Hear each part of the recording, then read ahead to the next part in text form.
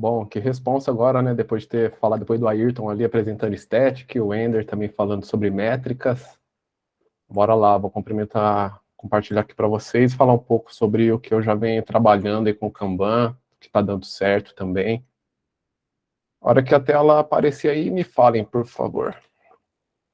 Já apareceu. Beleza. Bom, quem sou eu?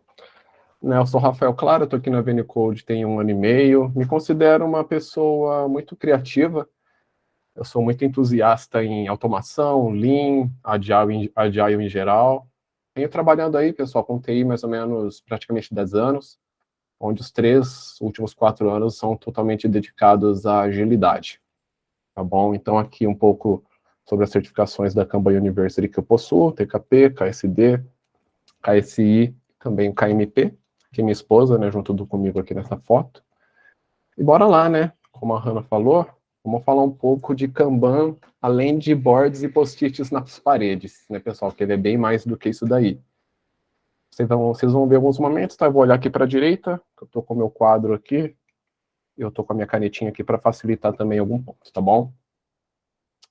Vamos lá, primeiro vamos falar um pouquinho de história, tá? Que existem duas diferenças, tá, pessoal, entre Kanban com K minúsculo e o método Kanban com K maiúsculo. Tá, temos duas imagens aqui. O Kanban, pessoal, com K minúsculo, ele foi originado lá na Toyota, mais ou menos no final da década de 40, e foi idealizado por um homem que se chamava Taishi Ono. Tá? A Toyota implementou um sistema que chama Just in Time, tá? O sistema de produção da Toyota, que é um sistema puxado.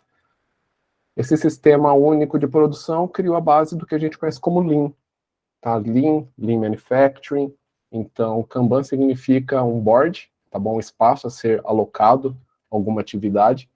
E aqui tem um exemplo lá de como a Toyota faz a utilização. Isso aqui eu retirei direto do site da Toyota, tá? Tem as autorizações também. Na direita aqui tem esse senhor simpático aí, que é o David Anderson. Ele é o criador do método Kanban. Tá? Tem esse livro da capa azul, que ele é bem famoso na comunidade. Ele aí cooperado junto da Kanban University, que aí quem tem aí a maior parte dos treinamentos voltados e certificações de aprendizados com Kanban, tá bom? As práticas gerais, pessoal, que a gente vai ver hoje aqui. Separei 6 práticas, tá, onde a gente vai passar pela gestão visual, limites de WIP, o WIP está Work in Progress, trabalho em progresso, gerencie seu fluxo, tá? Torne as políticas explícitas também, loops de feedback, e melhore colaborativamente e evolua experimentalmente, tá bom? Falar um pouquinho de tudo. E nada como a gestão visual a gente falar do cartão, card, aquela demanda que está no nosso board. Todo cartão, pessoal, ele precisa ser um entregável. Todo card, ele precisa conter valor. Ele tem que ser mensurável, testável e tem que gerar valor entregue de forma única, de forma sozinha. É bem falado e bem famoso dentro da comunidade Kanban, acho que alguns de vocês que conhecem podem já ter ouvido, que entre cachorro e camelo, tudo é animal. Evite ratos e elefantes. Qual que é o conceito aqui, pessoal? Que nós teremos demandas, cartões que serão muito grandes e cartões que serão muito pequenos. Esses cartões que são muito grandes, eles vão ficar muito tempo dentro do nosso fluxo de trabalho. Ele vai puxar o nosso lead time, que eu vou falar um pouco mais para frente, para cima. Vai demorar para a gente entregar. Então, inclua sessões de refinamento com seu time, tá? Torne isso visível, quebre os cards. O cachorro e o camelo, eles não são exatamente do mesmo tamanho, mas eles são é mais fácil de você trabalhar com cards que sejam parecidos do que tem uma diferença muito grande, assim como o elefante e o ratinho ali, são os dois extremos, tá bom? Então, inclua sessões de refinamento, fatiamento, para que você tenha também uma previsibilidade que a gente vai falar um pouco mais para frente. O design do seu cartão, ele também é muito importante. Tem que ter um título. É sempre bom, pessoal, inclua a pessoa responsável que está trabalhando naquele card. Ele tem que estar vinculado a alguém. Alguém é responsável por ele. Hoje, a maioria das ferramentas, você consegue ter uma boa descrição a respeito daquela demanda, daquele cartão. É muito bom você ter a data que aquele cartão foi criado, o momento que ele entra para desenvolvimento, o momento que ele é concluído. Se ele for um card que tem uma data fixa, tá, uma data limite para ser entregue, evidencie isso também, é possível nas ferramentas que a gente tem hoje. Se o seu cartão sofreu um impedimento, algum bloqueio, tenha gestão visual com isso.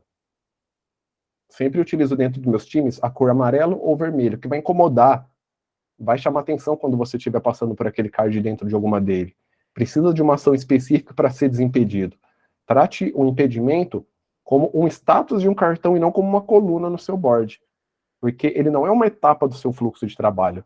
Ele é um status momentâneo que aquele cartão sofreu. Ele está impedido por algum motivo, internamente ou externamente. É necessário uma ação para você desbloquear ele. Tá bom? E aqui, nós temos o famoso quadro Kanban. Um exemplo que eu trouxe aqui para vocês, temos dois tipos de serviços. Serviço e um fluxo de upstream, e o downstream aqui à direita. Tá, pessoal? E aqui temos duas bases de métricas, que eu vou falar ali mais a seguir. Tá, nós temos um fluxo aqui de ponta a ponta, se vocês verem, desde a concepção da demanda, que é o backlog, até a entrega. Aqui são as mãos, né, que são passadas, até que aquele card entre de fato ali para desenvolvimento, e até a entrega dele. Tá, e qual que é a diferença, pessoal, qual que é a sacada aqui? O fluxo de upstream é a etapa de ideação, a etapa onde ocorrem os refinamentos, a etapa onde o pessoal de UX é bastante envolvido, para fazer um discovery, fazer ideação, fazer teste, verificar se aquilo que a gente está construindo é o que a gente precisa, se aquilo que está sendo idealizado para o produto é o que a gente precisa.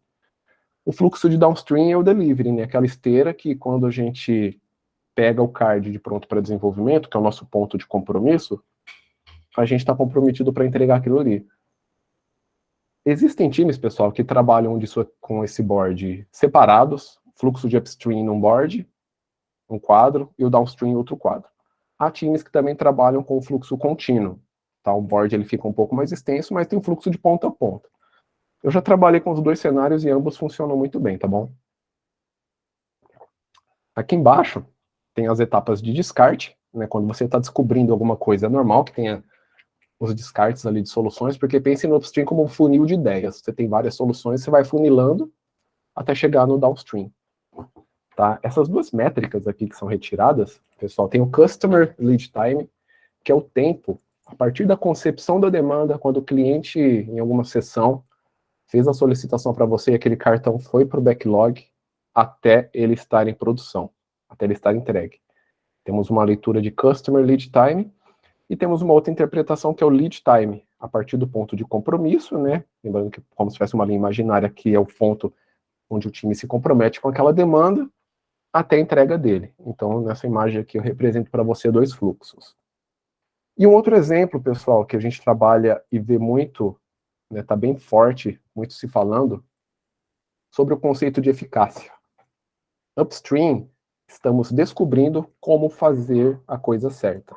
Estamos testando hipóteses, conforme eu disse, para testar e fazermos, de fato, a coisa certa. E temos a parte da eficiência, que é o jeito certo a ser feito. Então, o analista de negócios, o PO, ele vai passar o que ele precisa, né, o que a área de negócios espera solucionar com aquilo, e o time técnico, nessa parte de análise técnica que está aqui atrás, vai dizer como isso ser feito. Tendo essa definição, cai para o time de desenvolvimento, onde a construção é realizada, tá bom?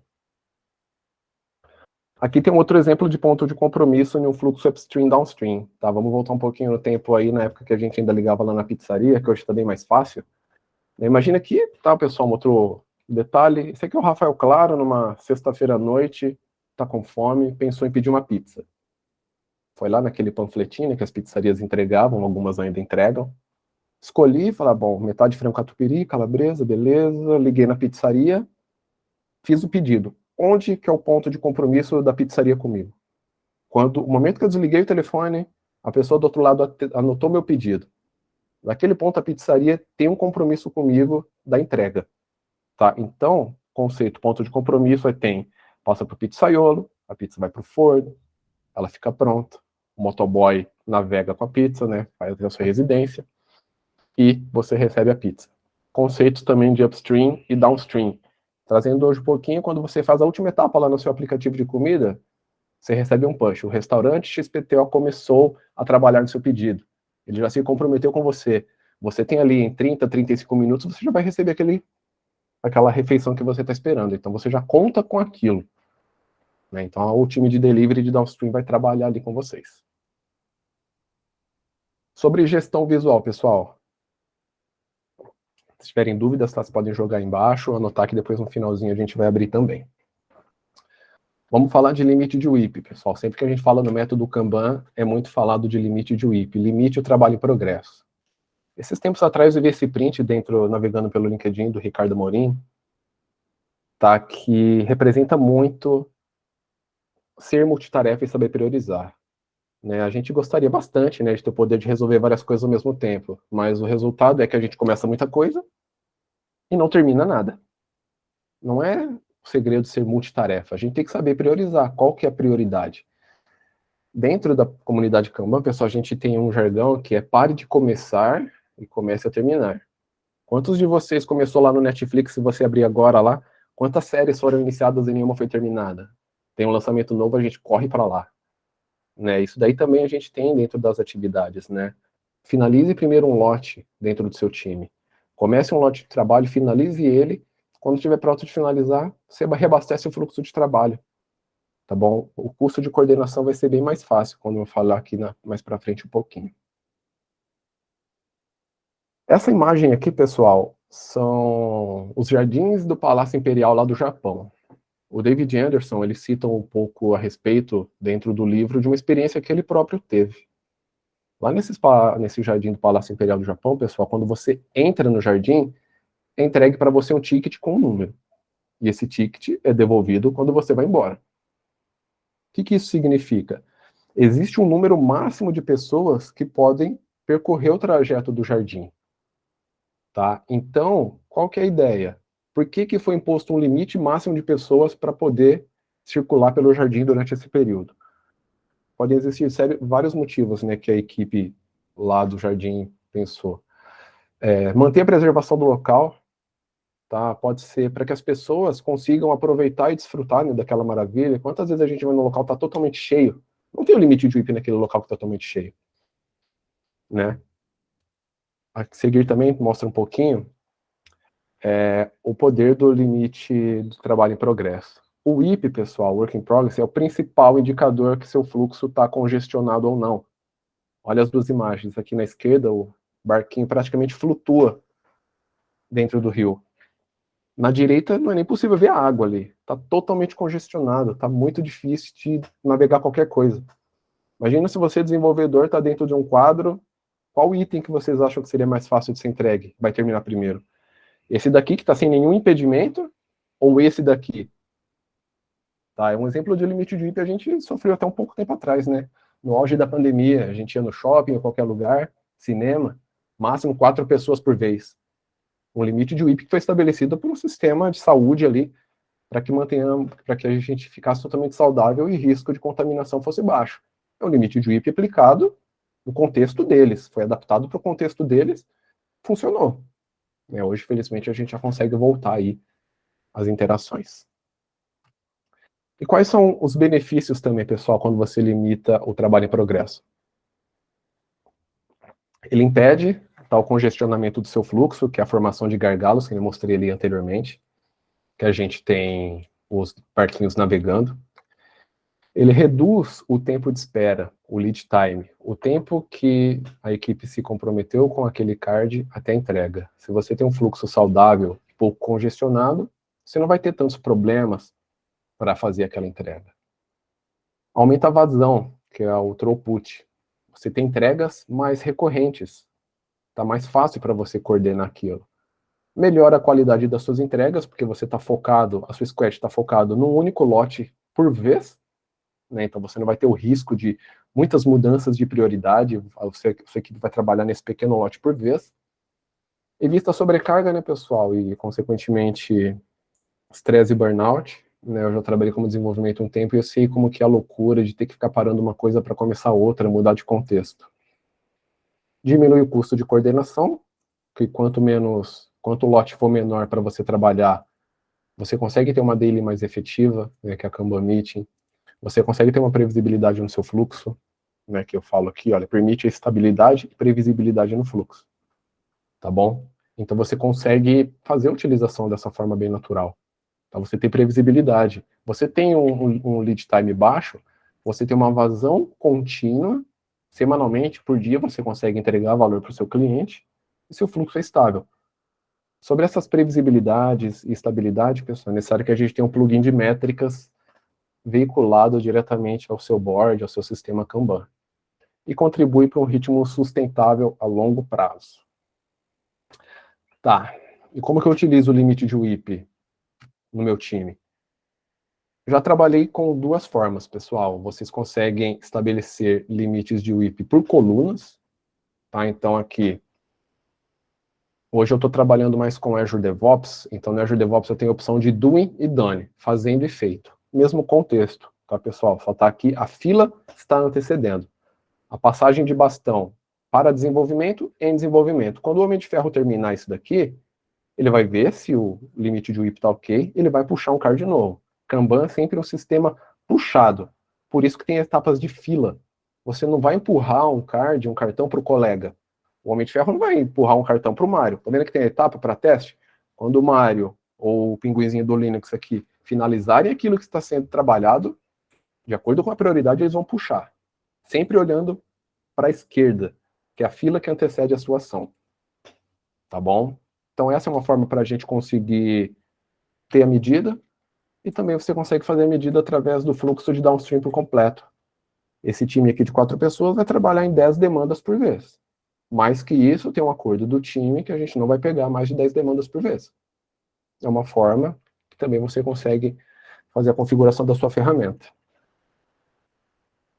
E falar só brevemente, tá, pessoal, sobre a lei de Little, que muitos dos princípios, né, de metodologias como Kanban e Lean, eles se inspiram na lei de Little, veiculado diretamente com o IP. Deixei o link aqui embaixo, tá? Vocês podem ver, eu vou abrir um videozinho bem rápido, que um dos teoremas mais simples e poderosos conhecidos pelo homem, pela humanidade, é a lei de Little. Ela pode ser vista diariamente em qualquer contexto que você está inserido. Você pode não perceber, mas a lei de Little está lá. Qualquer lugar que tem uma fila, padaria, supermercado, restaurante, parque de diversões, que é o exemplo que eu vou mostrar para vocês, banco, sempre tem uma fila que você tem que esperar a sua vez. Aqui, deixa eu abrir aqui um pouco, é o contexto da Disney, tá, pessoal? Isso daqui é uma montanha-russa lá na Disney. Então, vou pedir para vocês darem uma olhada. Um videozinho 1 minuto só. Contem quantas pessoas vocês vão ver que vão passar pela porta aqui, que é a saída do brinquedo. Tá, eu vou informando vocês aqui. PLT, Process Lead Time, dentro da lei de Little, o lead time é igual o WIP, Work in Progress, dividido pela vazão. Tá? Então vamos contar aqui quantas pessoas a gente vê. Vocês têm 1 minuto, hein? Vai anotando no papelzinho aqui, no final a gente vai verificar. Deixa eu baixar o volume. Ó, vai começar, hein?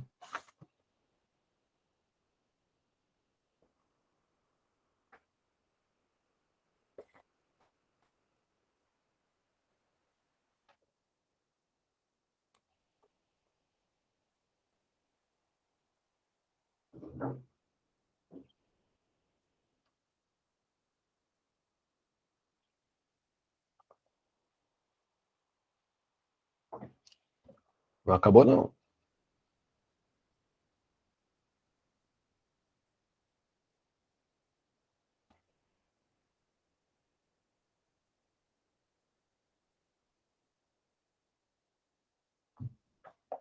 Ixi, agora já foi tudo. Ó, louco, deu pra pegar, hein? Tô contando aqui também, tô acompanhando. Tá quase, hein? Falta 8 segundos. Vou pegar meu mouse aqui, que na hora que terminar eu vou pausar. Tive pausado antes. Foram 40 pessoas, pessoal, que saíram nesse intervalo de 1 minuto. O que a gente tem com isso? Vou trazer um exemplo. Se nós temos 2.400 pessoas na fila, saem 40 pessoas por minuto do meu brinquedo. Qual que é o lead time? Qual que é o tempo? Faça um cálculo, a continha daquela de padaria. Quem está com a máquina aberta aí, abre a calculadora.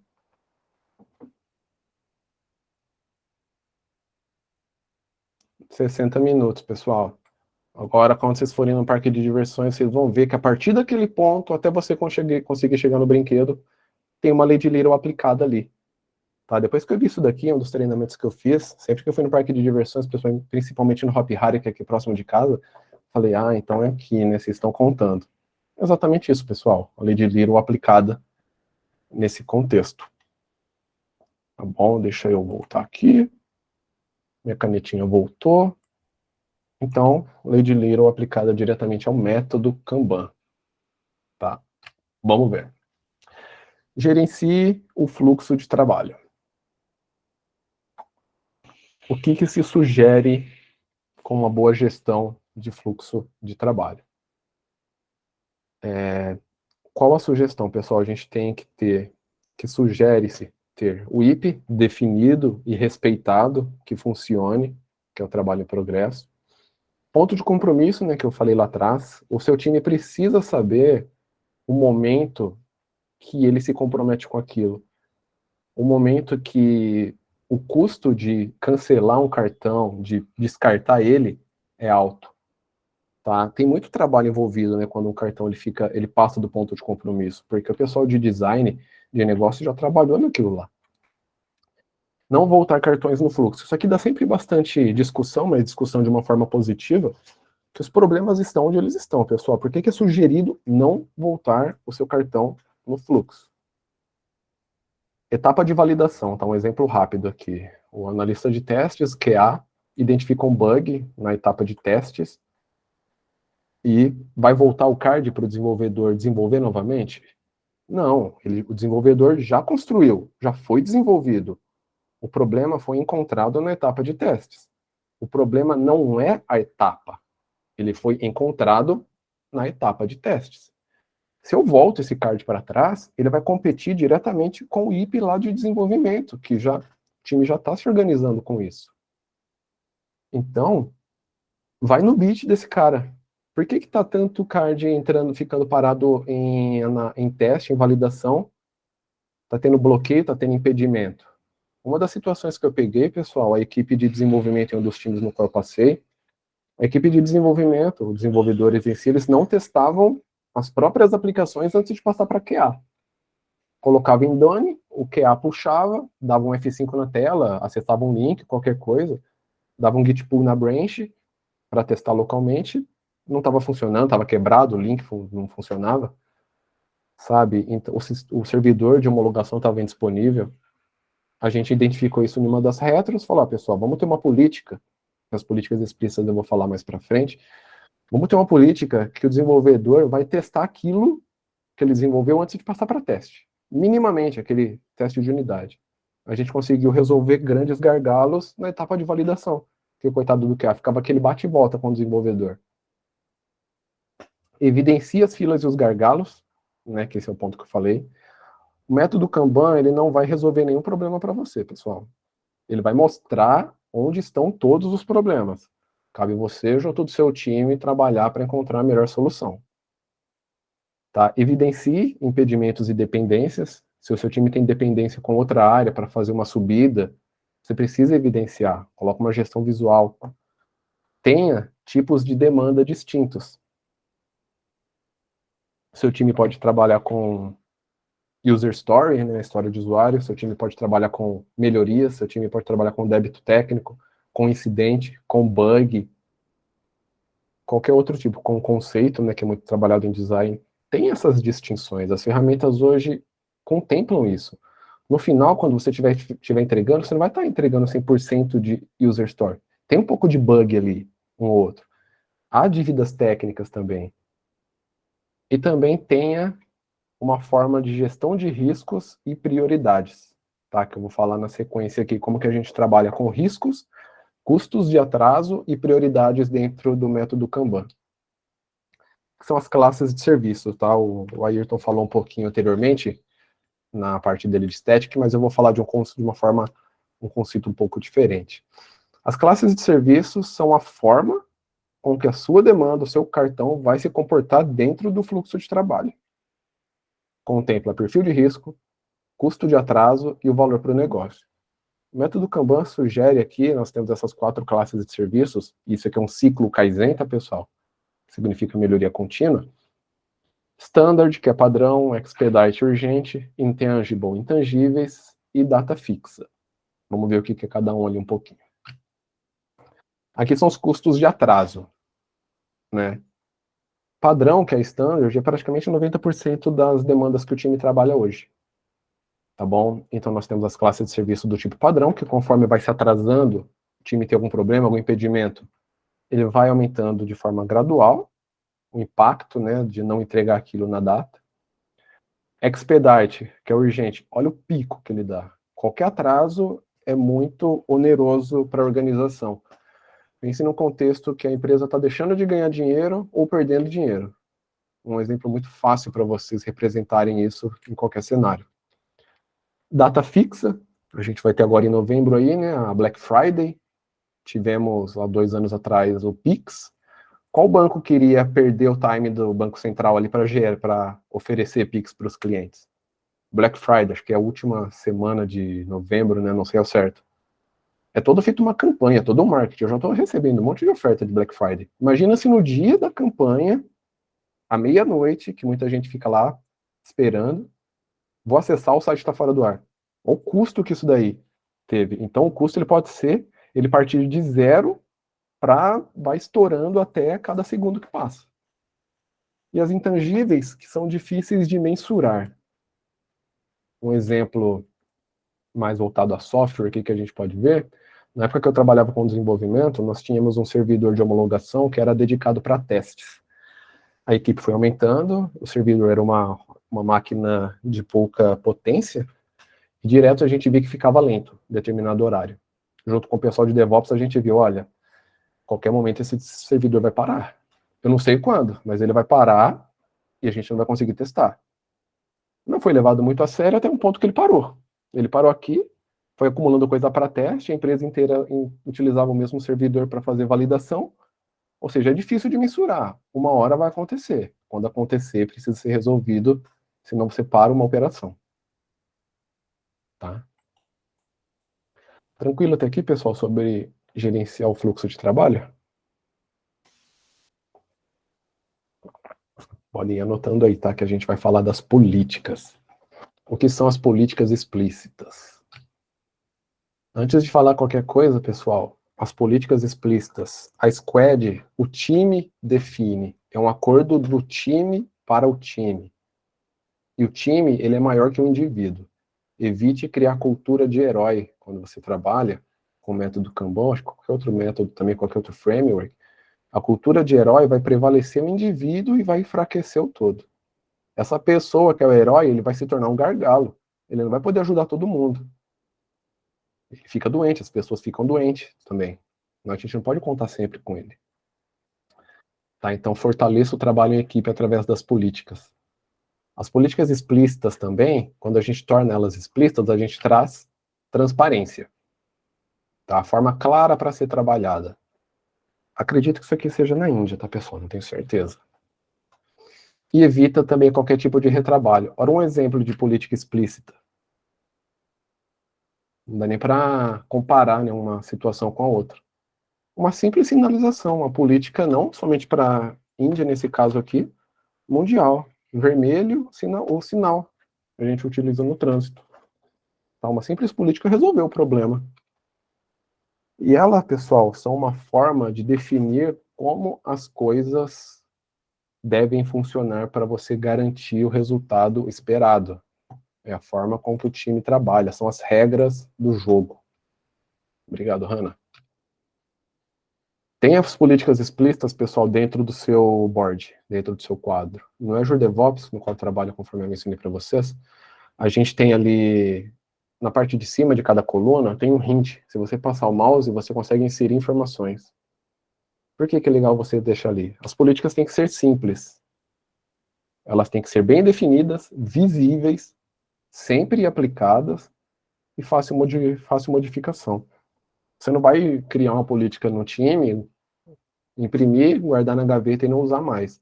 O produto pode mudar, o contexto pode mudar, a regra de negócio pode mudar e você precisa fazer a manutenção nessas políticas.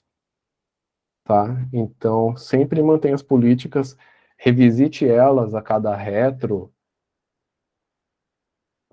a cada ciclo que você faz com seu time. Tenha elas bem aplicadas. Ajuda muito no onboarding de novas pessoas, tá, pessoal? Chega uma pessoa nova no time, na squad de vocês, como que funciona? Como que vocês fazem o deploy?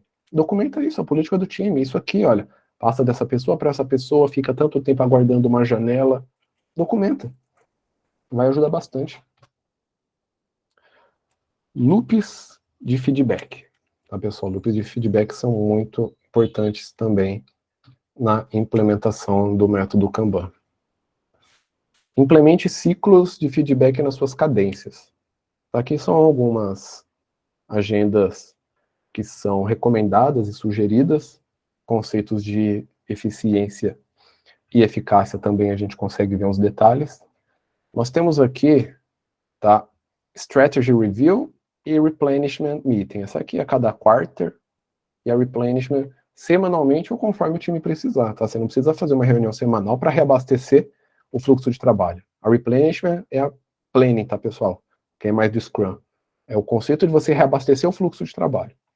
Quando a gente está fazendo isso aqui que está em laranja, estamos tratando diretamente na eficácia. Estamos estudando para fazer as melhores coisas, as melhores práticas. Em roxo, que são os feedbacks contínuos, Operation Review, você consegue ter uma reunião de operações, que vocês podem fazer avaliação também de risco, Risk Review, análise de causa raiz. Eu trabalhei em times que a cada 15 dias ou a cada 20 dias a gente fazia a análise das causas raiz que foram entregadas naquele ciclo. Resolvemos a causa raiz? Qual que é a causa raiz para a gente evitar que isso aconteça novamente?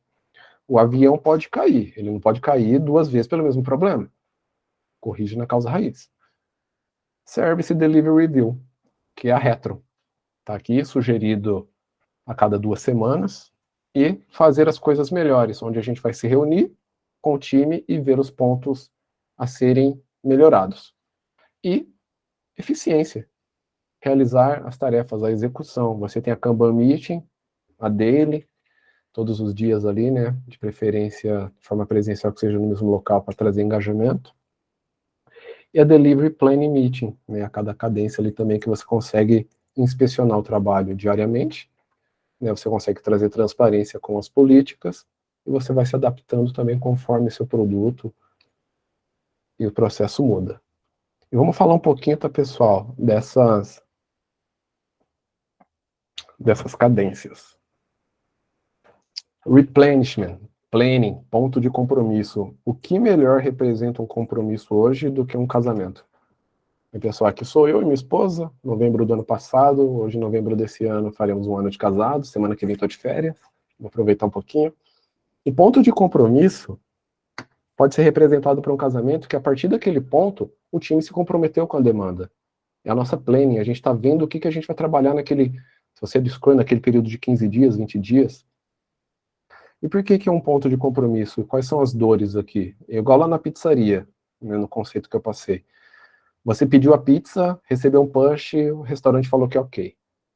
Imagina se 20 minutos depois você recebe outro push e fala, olha, infelizmente não vamos conseguir atender seu pedido, qualquer situação. Frustrante, né? Então tenha os pontos de compromisso bem claros. Se comprometa a sua schedule com aquilo que vocês conseguem trabalhar no momento. Vocês podem ter uma dependência que não vão conseguir se comprometer com aquilo no momento. Né? Então o ponto de compromisso é a nossa replenishment, a nossa planning também. Kanban Meeting, a daily. Não torne, tá, pessoal, a daily de vocês um status report. A daily não pode entrar lá, o PO com a caneta na mão, o Product Manager com a caneta na mão, anotando o que cada um está fazendo. Não é esse o conceito. Acontece muito. Né? A gente brinca, não, isso aí acontece só lá na Suíça. Não acontece. Acontece bastante, mas faz parte do nosso papel ali se policiar com relação a isso. É sugerido, dentro do método Kanban, que as dailies iniciem da direita para a esquerda. Por que da direita para a esquerda? Tudo aquilo que está à direita, pessoal, está mais perto de ser concluído. Normalmente a última etapa da direita, o que é? Aguardando homologação, aguardando deploy. Antes, aguardando teste, aguardando liberação. Comece as suas Kanban Meet, as suas dailies, por aquilo que está mais próximo de ser concluído e veja qual que é o melhor movimento. Tá? Por que ela não pode ser um status report? Tem estratégias dentro da daily com o time de vocês. Na segunda-feira, traga os números do seu time como foi na semana anterior. Pessoal, nosso throughput na semana anterior, a gente entregou aí 12 cards, 6 bugs, 4 melhorias, 2 dívidas técnicas. Entregamos mais bugs. É um alerta. O time está trabalhando em mais bug. Está entregando, mas entregando muito bug. Você consegue tirar um insight a partir daí. No final da daily, aí na segunda-feira, e aí, pessoal, como é que está o nosso WIP? Está saudável? A gente consegue se comprometer com alguma coisa? Não. Então evite de ser um status report. É um momento tático de estratégia para o time resolver os problemas que estão ali dentro. Tá bom? Evite o status report nesse momento. Service Delivery Review. Nossa retro. Quinzenalmente, a cada mês aí, depende do time, depende do contexto, depende do produto, tá? É a reunião que, no final da retrospectiva, pessoal, uma boa retro, no final dela, você tem que sair com ações. Você é agilista, Agile Coach, Scrum Master, você tem que sair dali com ações, para você trabalhar no próximo ciclo. Se são coisas que precisam ser melhoradas, coisas que o time precisa, aí você vai conseguir endereçar responsáveis por aquelas ações. Não saia das suas retros sem nenhuma ação, pelo menos uma. Nem que seja para você, Scrum Master, para mudar o horário da daily. Não sei. Tá, pessoal? Mas você precisa ter ações. É um momento mais de descontração, um momento mais leve, a gente dá um pouquinho de risada, mas a gente vai avaliar como que foi o nosso trabalho para que a gente consiga trabalhar no próximo ciclo sem aqueles problemas. Então saia com a ação das suas retros. No próximo slide aqui, pessoal, vou trazer uma imagem que ela é bem conhecida também dentro da comunidade Kanban. Eu tive a autorização do autor para fazer a utilização dela, que ela vai englobar tudo isso daqui que eu falei com uma forma mais generalista.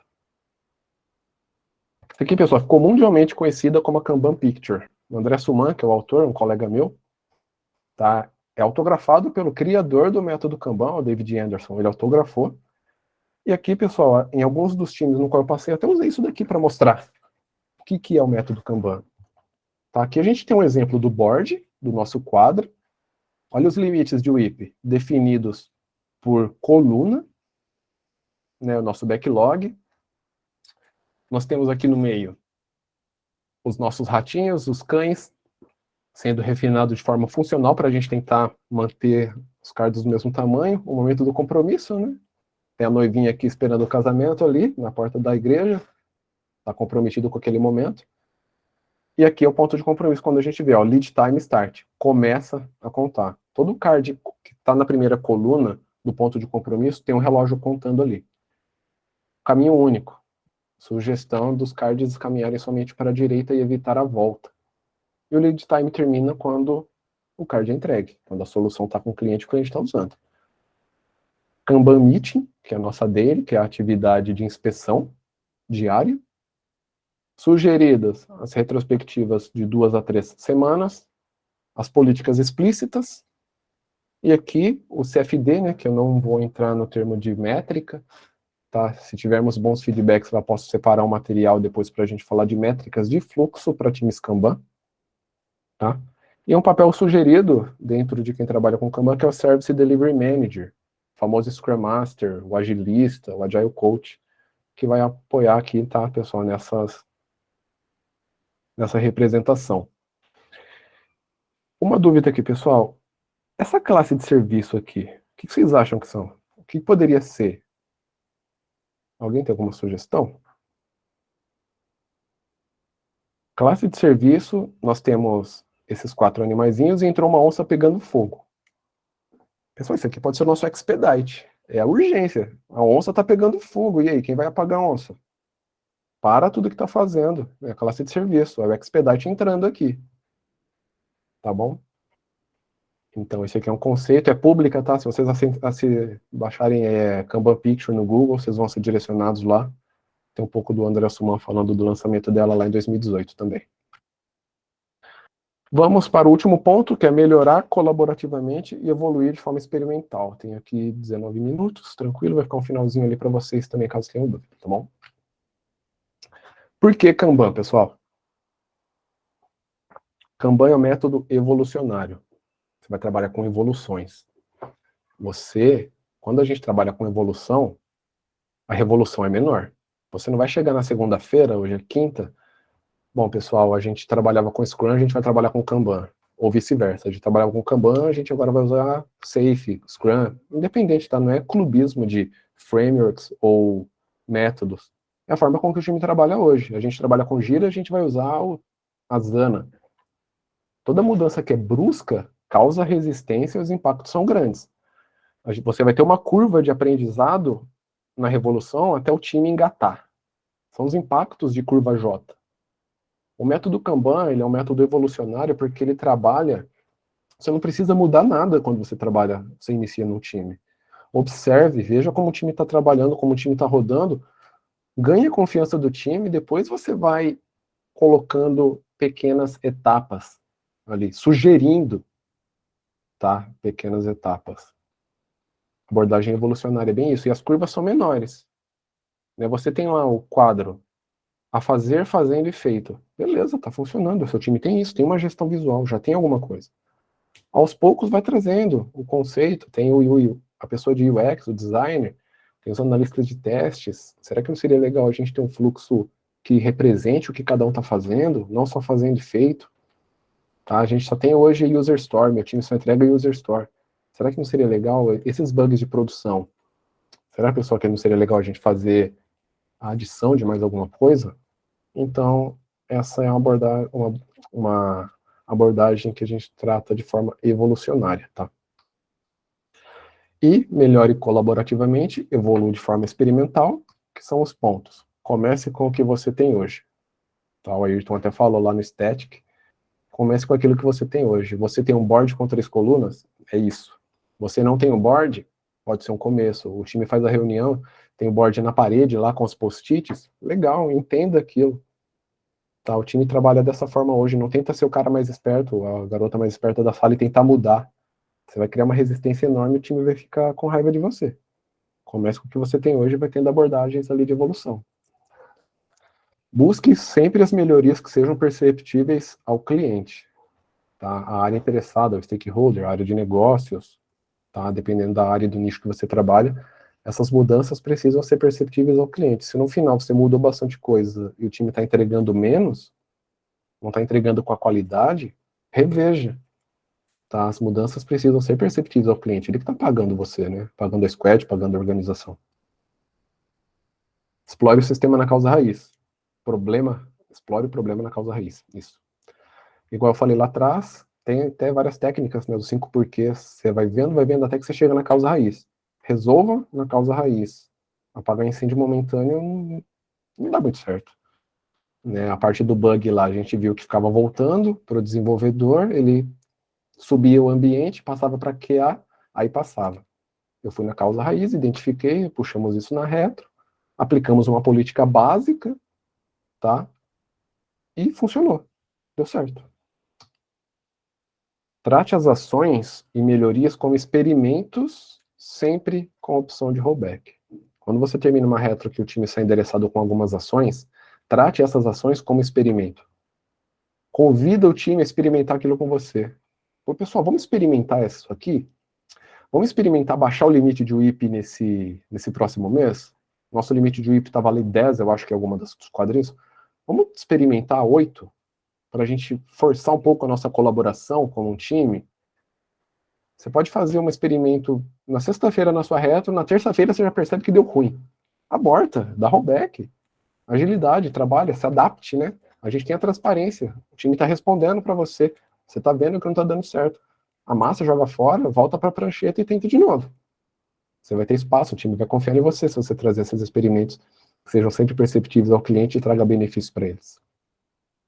Encoraje atos de liderança, né? Eu falei um pouco lá atrás. Evite a cultura do herói. Sempre fortaleça o time, sempre dê voz. Eu sempre faço nas minhas retros que é totalmente um ambiente seguro. Fomente um ambiente seguro para que as pessoas fiquem confortáveis a falar. Tá? Essas são as 6 práticas, tá, pessoal, que eu queria trazer para vocês aqui. Aqui nesse finalzinho, para a gente seguir, onde que a gente pode encontrar mais, né, a respeito disso tudo aqui que o Rafael falou. Algumas leituras são recomendadas.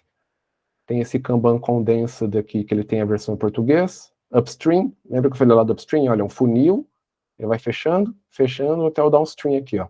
O downstream essa parte, upstream aqui em cima. O livro da capa azul, que é o livro do David Anderson.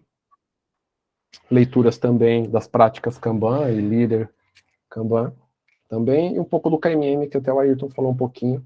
Se você trabalha com Kanban na sua empresa e você tem assessments que vocês rodam para ver a maturidade dos times, o KMM pode te ajudar muito. Já usei bastante o KMM. Você consegue medir a maturidade de um time e o KMM é um guia exato para você elevar a maturidade do seu time. Eu lembro de uma pesquisa recente, a maioria das empresas estão hoje no ML2. ML2 ou ML3, tá, pessoal? E tem cada etapa que você precisa fazer para subir para ML3, ML4, que é o Maturity Level, tá? O nível de maturidade. Pode ser muito bem veiculado a OKR, tá? No OKR desse próximo trimestre aí, a gente tem que elevar a maturidade do time nos conceitos de DevOps, inovação, agilidade. Tá, o que eu preciso? E é isso, pessoal. Muito obrigado. Parem de começar e comecem a terminar. Tá? O jargão do método Kanban. É isso. Dúvidas? Algum ponto?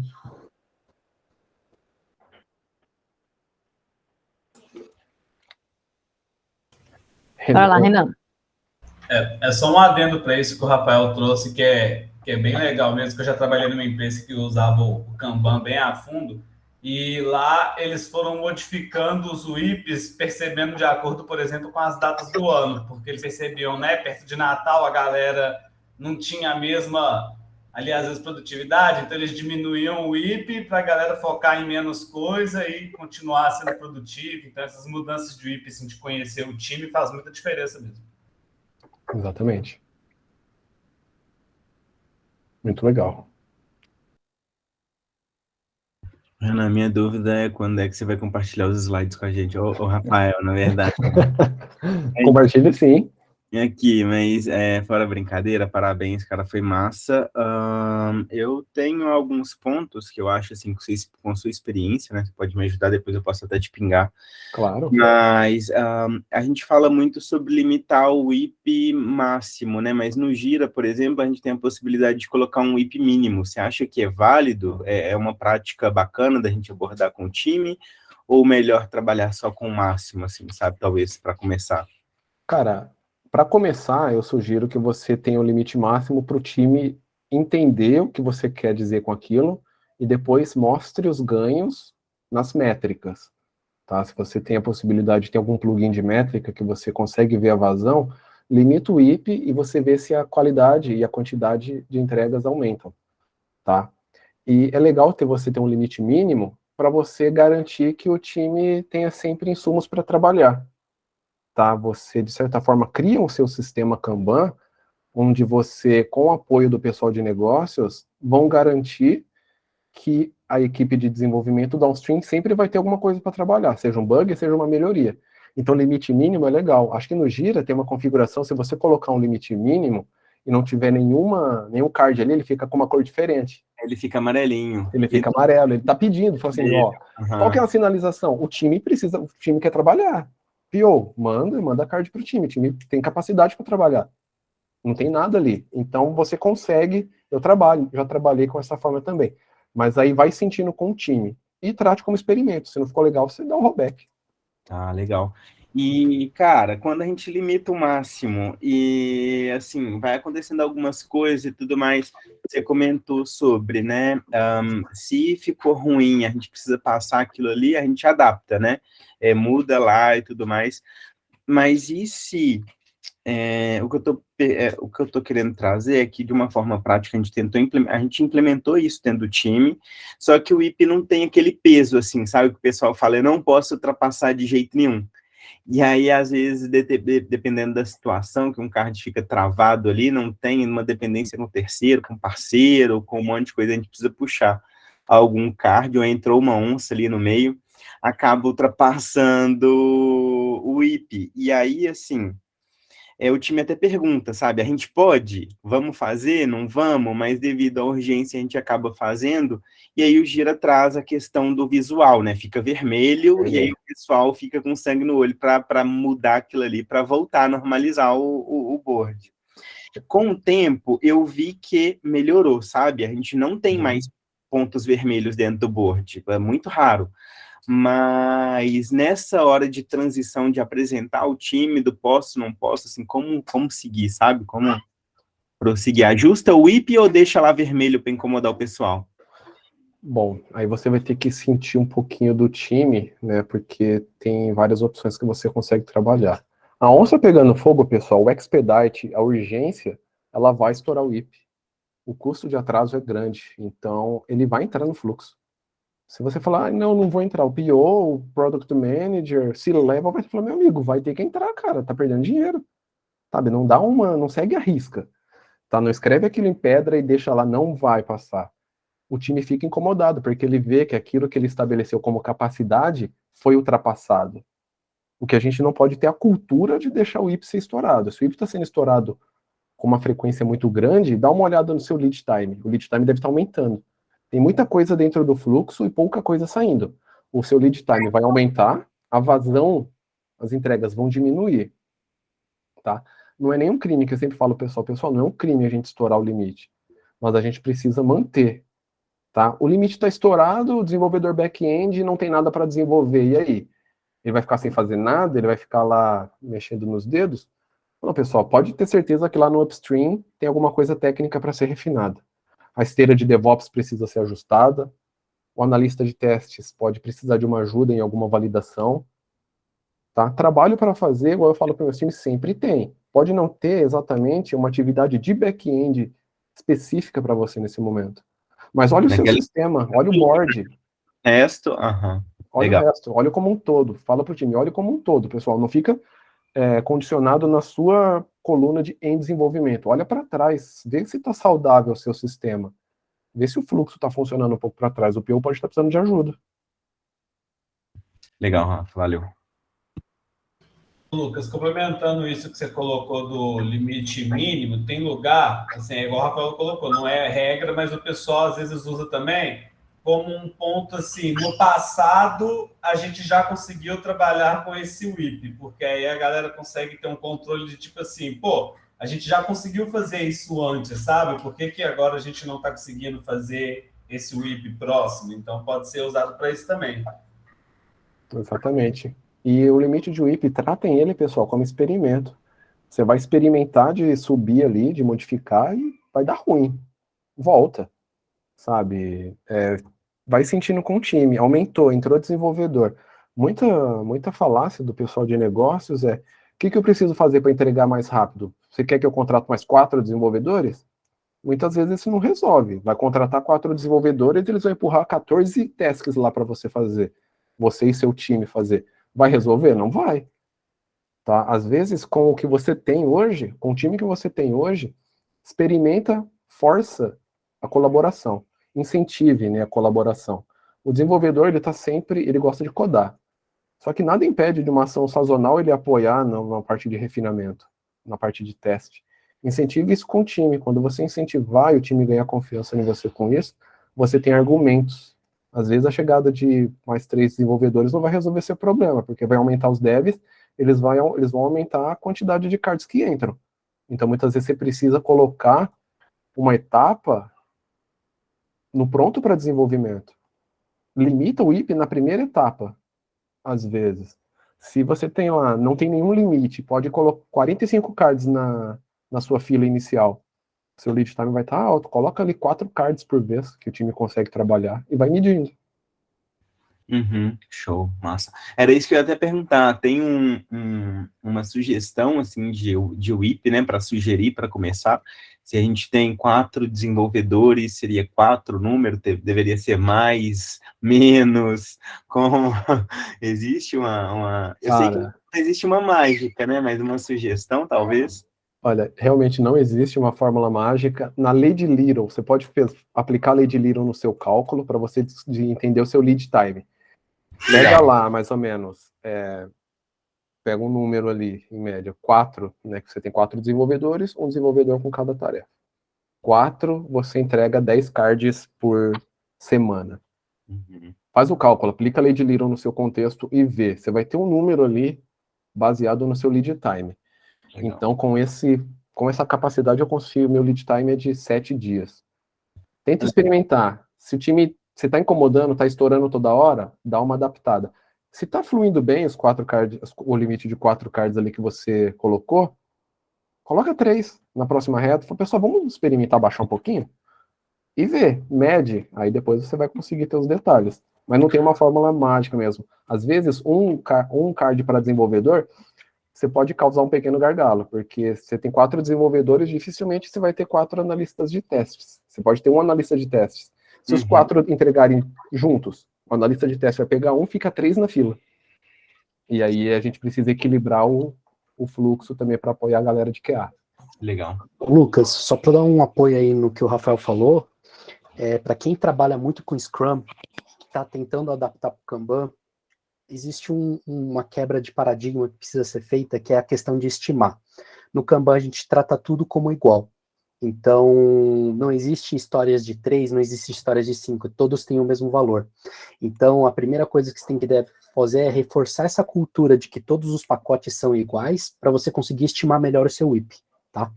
Isso é uma coisa que talvez você possa fazer um passo atrás para não causar essa confusão na hora dos devs, na hora de fazer essa limitação de WIP.